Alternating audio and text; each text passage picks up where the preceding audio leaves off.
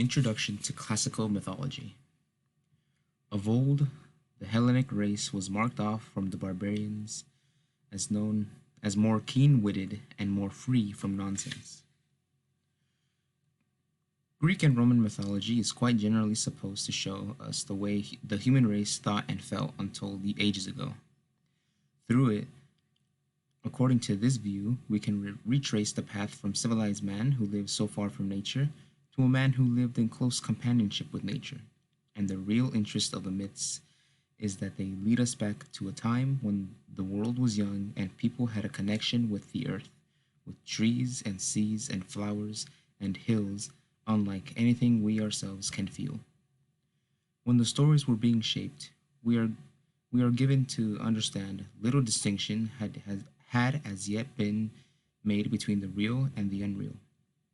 The imagination was vividly alive and not checked by the reason, so that anyone in the woods might see through the trees a fleeing nymph or bending over a clear pool to drink. Behold in the depths a naiad's face. The prospect of traveling back to this delightful state of things is held out by nearly every writer who touches upon classical mythology, above all by the poets. In that indefinitely remote time, primitive man could have sight of Proteus rising from the sea, or hear old Triton blow his wreathed, wreathed horn, wreathed horn, and we for a moment can catch through the myths he made a glimpse of that strangely and beautifully animated world. But a very brief consideration of the ways of uncivilized peoples everywhere and in all ages is enough to prick that romantic bubble. Nothing is clearer than the fact that primitive man, whether in New Guinea today or eons ago in the prehistoric wilderness, is not and never has been a creature who peoples his world with bright fancies and lovely visions. Horrors lurked in the primeval forest, not nymphs and naiads. Terror lived there, and its close attendant, magic, and its most common defense, human sacrifice. Mankind's chief hope of escaping the wrath of whatever divinities were then abroad lay in some magical rite, senseless but powerful, or in some other, or in some offering made at the cost of pain and grief. The mythology of the Greeks. This dark picture is worlds apart from the stories of classical mythology. The study, the study of the way early man looked at his surroundings does not get much help from the Greeks. How briefly the anthropologists treat the Greek myths is noteworthy. Of course, the Greeks too had their roots in the primeval slime. Of course, they too once lived a savage life, ugly and brutal. But what the myths show is how high they had risen above the ancient filth and fierceness by the time we have any knowledge of them. Only a few traces of that time were to be found in the stories. We do not know when these stories were first told in their present shape, but whenever it was, primitive life had been left far behind. The myths as we have them are the creation of great poets. The first written record of Greece is the Iliad. Greek mythology begins with Homer, generally believed to be not earlier than 1,000 years before Christ. The Iliad is, or contains, the oldest Greek literature, and it is written in a rich and subtle and beautiful language which must have been behind it centuries when men were striving to express themselves with clarity and beauty, an indisputable proof of civilization. The tales of Greek mythology do not throw any clear light upon what early mankind was like.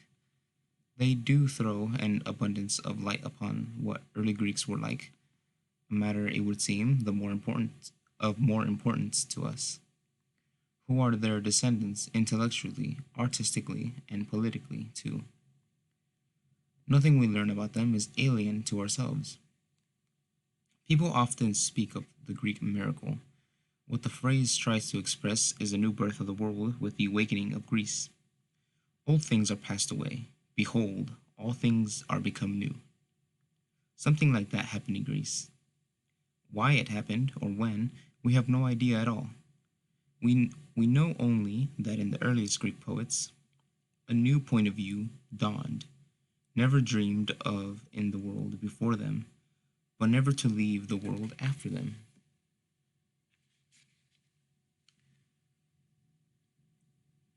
With the coming forward of Greece, mankind became the center of the universe, the most important thing in it. This was a revolution in thought. Human beings had counted for little theretofore, oh, heretofore.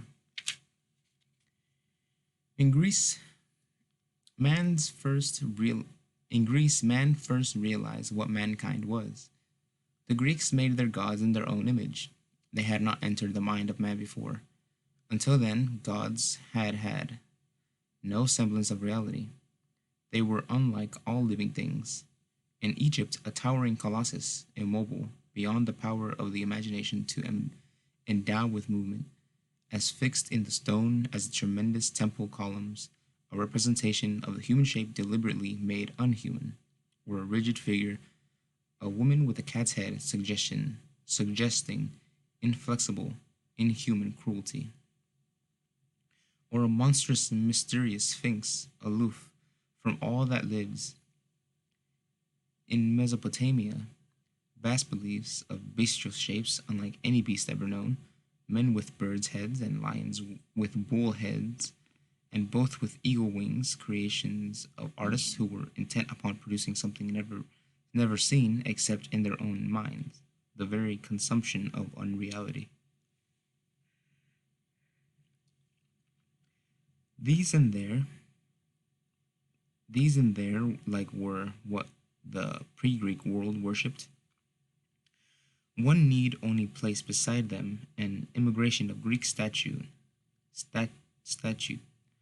of God, so normal and natural with all its beauty, to perceive what a new idea had come into the world. With its coming, the universe became rational. Saint Paul said that the invisible must be understood by the visible. That is not a Hebrew idea, it was Greek. In Greece alone, in the ancient world, people were preoccupied with the visible. They were finding the satisfaction of their desires in what was actually in the world around them. The sculptor watched the athletes contending in the games, and he felt that nothing he could imagine would be as beautiful as those strong young bodies. So he made the statue of Apollo. The storyteller found Hermes among the people he passed in the street. He saw the god like a young man at the age when youth is loveliest, as Homer says. Greek artists and poets realize how splendid a man can be, straight and swift and strong. He was the fulfillment of their search for beauty. They had no wish to create some fantasy shaped in their own minds. All the art and all the thought of Greece centered in human beings.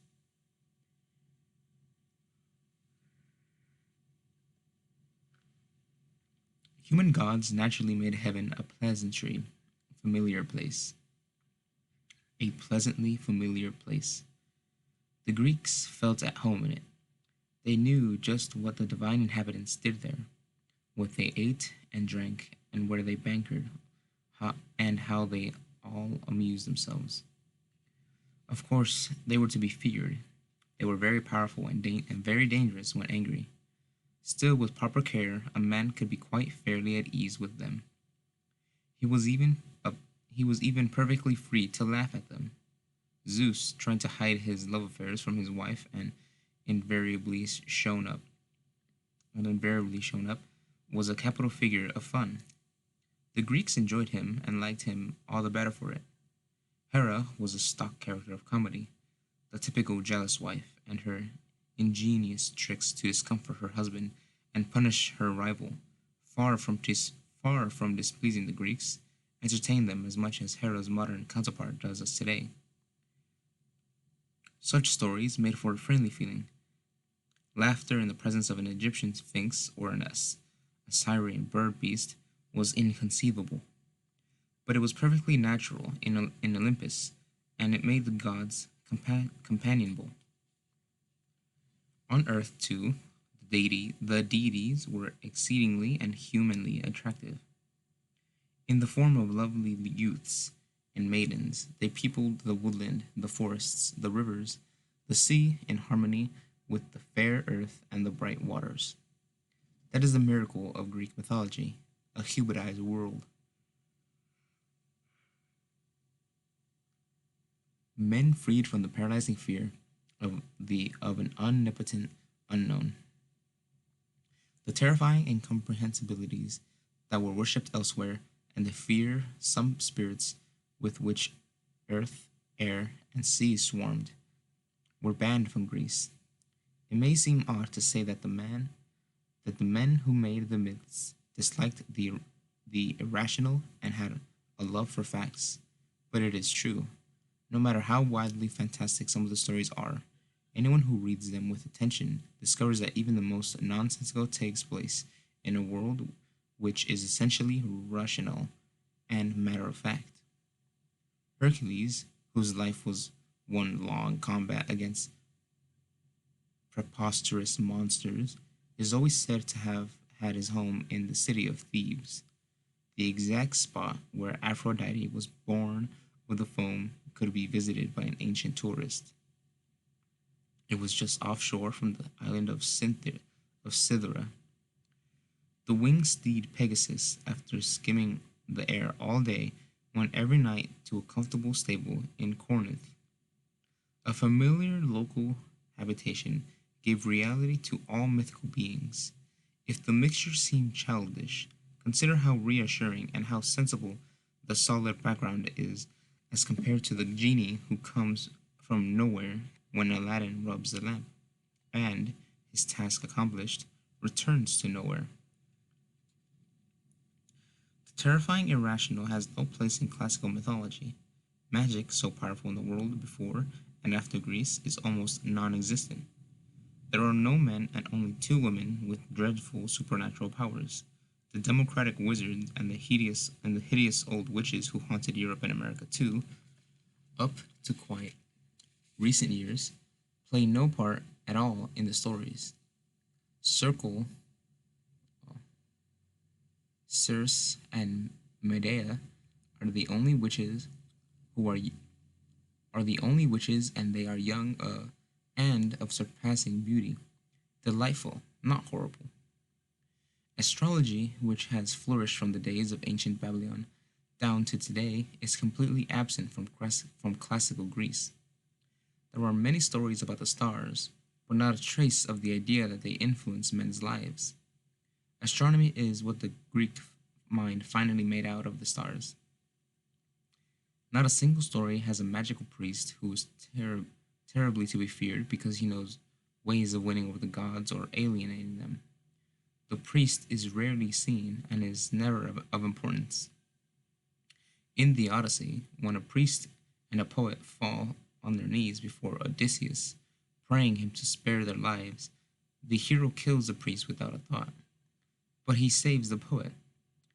Homer says that he felt all to slay a man who had been taught his divine art by the gods. Not the priest, but the poet, had influence with the heaven, and no one was ever afraid of a poet. Ghosts, too, who which have played a large and fearsome part in the lands, never appear on earth in any Greek story. The Greeks were not afraid of the dead, the piteous dead, the Odyssey calls them.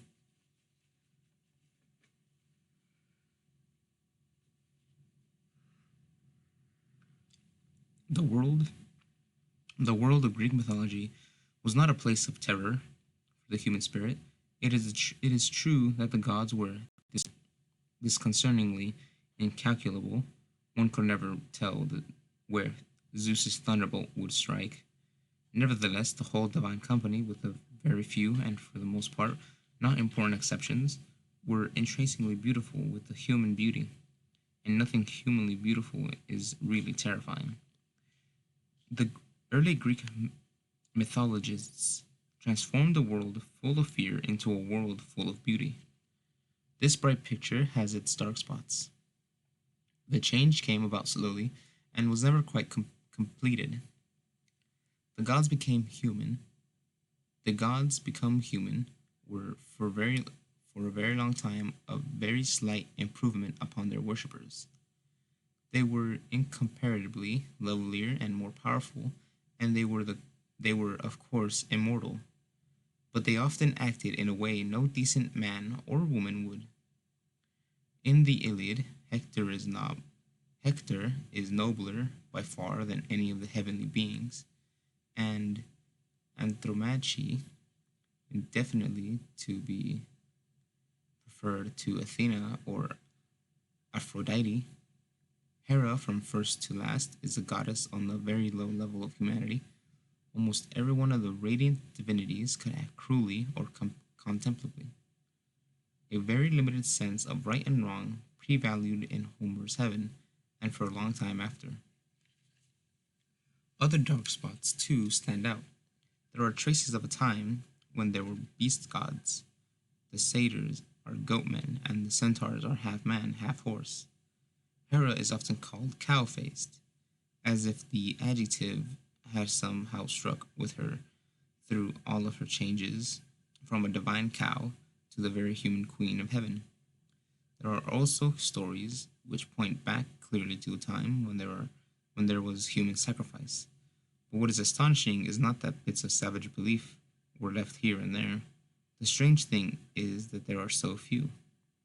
Of course, the mythical monster is present in any number of shapes, gorgons and hydras and chimeras dire, but they are there only to give the hero his meed of glory. What could a hero do in a world without them? They are always overcome by him. The great hero of mythology, Hercules, might be an allegory of Greece. He fought the monsters and freed the earth from them, just as Greece freed the earth from the monstrous idea of the unhuman supreme over the human. Greek mythology is largely made up of stories about gods and goddesses, but it must not be read as a kind of Greek Bible, an account of the an account of the Greek religion. According to the most modern idea, a real myth has nothing to do with religion. It is an explanation of something in nature, how, for instance, any and everything in the universe came into existence: men, animals, this or that, tree or flower, the sun, the moon, the stars, storms, eruptions, earthquakes, and all that is and all that happens. Thunder and lightning are caused by Zeus. When Zeus Thunder and lightning are caused when Zeus hurls his thunderbolt.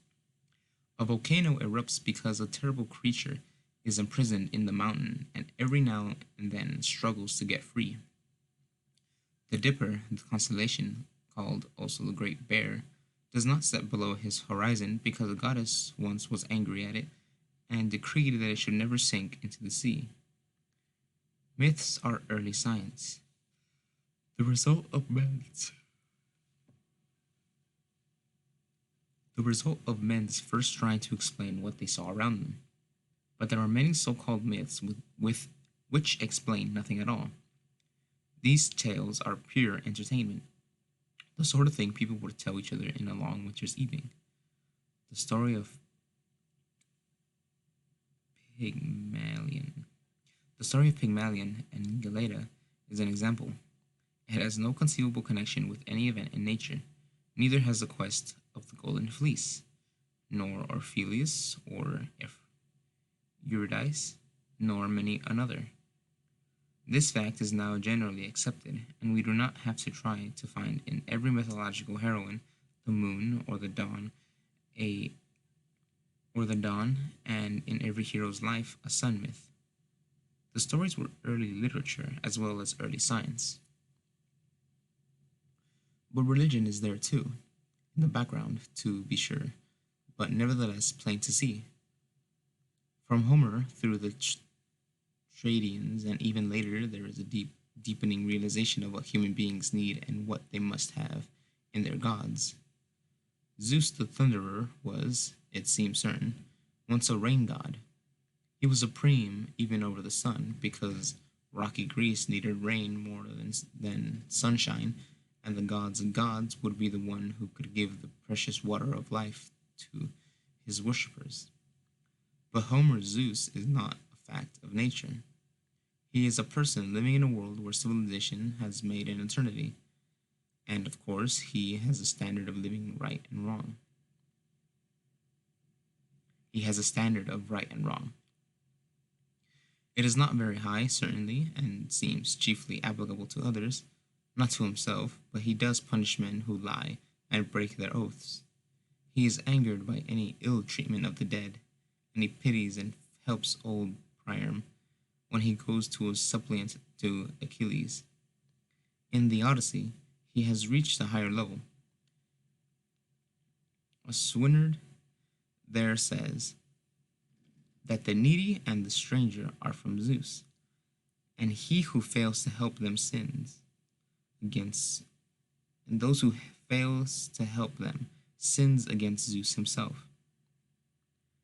Hesiod, not much later than the Odyssey, if at all, says of a man who does evil to the suppliant and the stranger, or who wrongs orphan children, with that man Zeus is angry. When then justice became Zeus's companion. That was a new idea. The buccaneering chieftains in the Iliad did not want justice. They wanted to be able to take whatever they chose because they were strong and they wanted a god who was on the side of the strong. But Hesiod, who was a peasant living in a poor man's world, knew that the poor must have a just god. He wrote, "Fishes and beasts and fowls of the air devour another, but to man Zeus has given justice.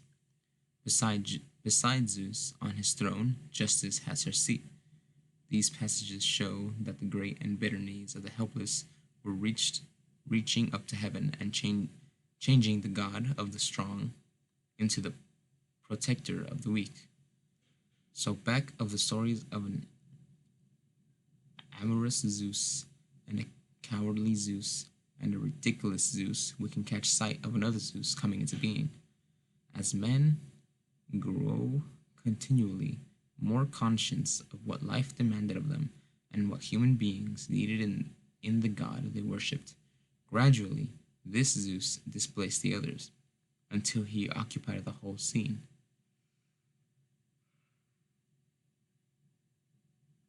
At last he became, in the words of Dio Chrysostom, who wrote during the 2nd century AD, "Our Zeus, the giver of every good gift, the common father and savior and guardian of mankind." The Odyssey speaks of the divine for which all men long, and hundreds of years later Aristotle wrote, "Excellence, much labored for by the race of mortals." The Greeks from the earliest mythologists on had a perception of the divine and the excellent. Their longing for them was great enough to make them never give up laboring to see them clearly, until at last the thunder and lightning were changed into the universal Father. The Greek and Roman writers of mythology. Most of the books about the stories of classical mythology depended chiefly upon the Latin poet Ovid, who wrote during the reign of Augustus. Ovid is a compendium of mythology. No ancient writer can compare with him in this respect. He told almost all the stories, and he told them at great length. Occasionally, Stories familiar to us through literature and art have come down to us only in his pages. In his book, I have avoided using him as far as possible. Undoubtedly, he was a good poet and a good storyteller, and able to appreciate the myths enough to realize what excellent material they offered him. But he was really farther away from them in his point of view than we are today. They were sheer nonsense to him. He wrote, I prate of ancient poets, monstrous lies, nearer seen, or now, or then, by human eyes.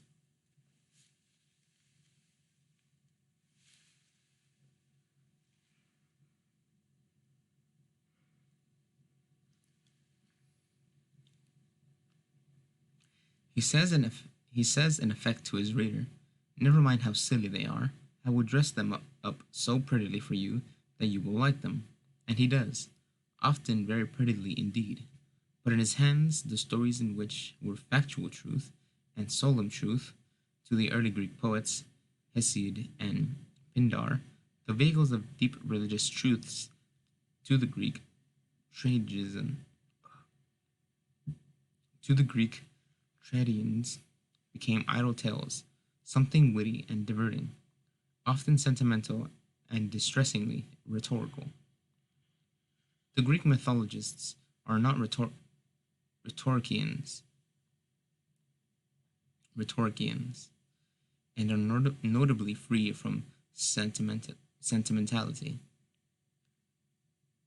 The list of the chief writers through whom the myths have come down to us in not long, Homer heads it, of course. The Iliad and the Odyssey are, or rather contain, the oldest Greek writings we have. There is no way to date accurately any part of them.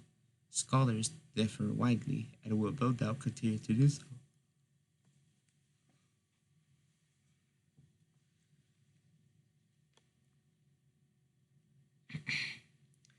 In unobjection, an as unobjectionable a date as any is 1000 BC. At any rate, for the Iliad, the older of two poems.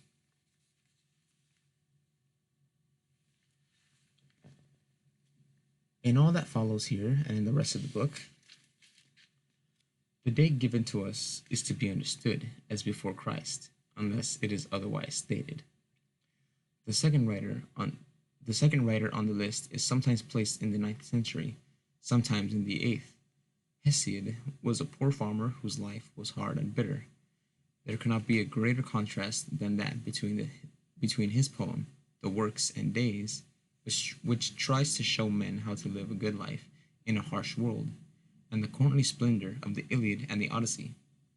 But Hesiod has much to say about the gods, and the second poem, usually ascribed to him, the Theogony, is entirely concerned with mythology.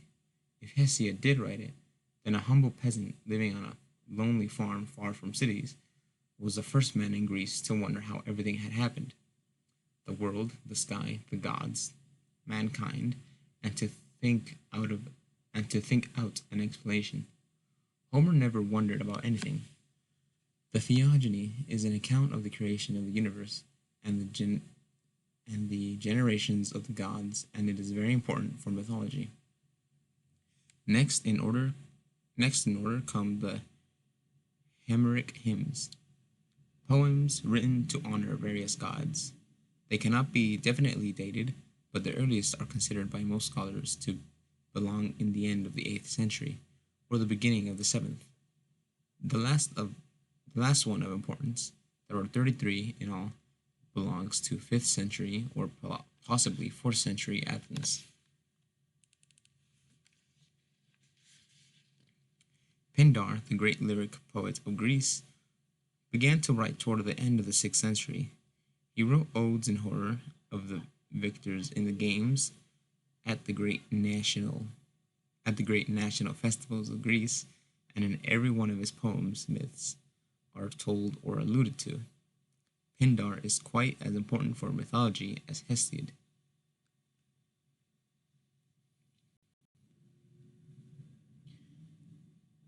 Aeschylus, Aeschylus, the oldest of the three tragic poets, was a contemporary of Pindar's.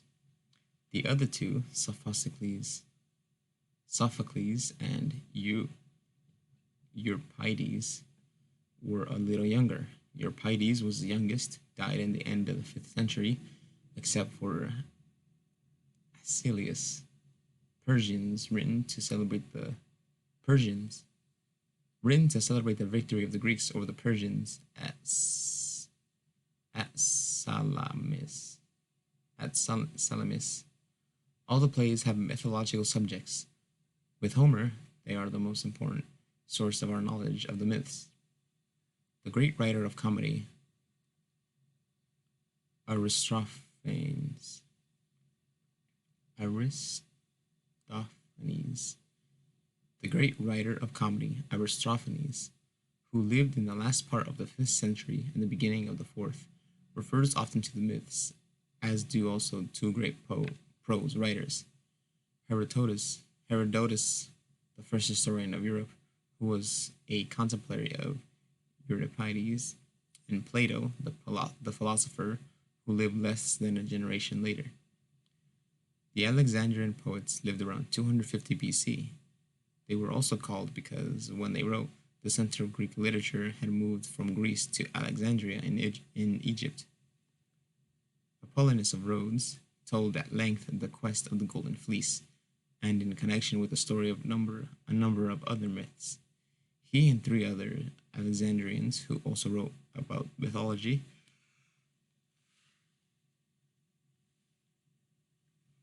the pastoral poets Theocritus, Bion, and Moschus have lost the simplicity of Hesiod and Pindar's beliefs in the gods and are far removed from the depth and gravity of the tragic poet's view of religion, but they are not frivolous like Ovid. Two late writers, Appius, a Latin, and Lucian, a Greek, both of the 2nd century, made an important contribution. The famous story of Cupid and Pisces is told only by Appius, who writes very much like Ovid. Lucian writes like no one except himself.